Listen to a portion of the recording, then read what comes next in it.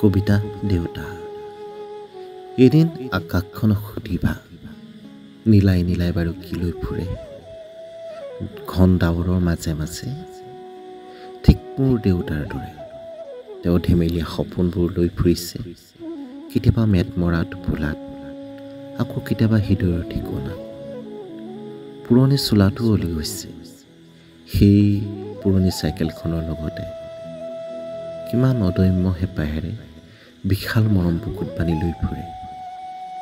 মোৰ দেউতাক চিনি পোৱা নাই, দেখিলে বুজিবা শৈশৱৰ জীয়া ছবিখন। কিমান শাওনৰ বোকা আছে তাত, কত আঘোণৰ ৰং আছে গাত। আৰম্ভণিতে লিখি থোৱা চিয়াহীৰ দাগবোৰ এতিয়াও যেন কপালত চিলিকি আছে, ঘাম হৈ পূৰ্ণিমাৰ জোনাক যেন হৈ।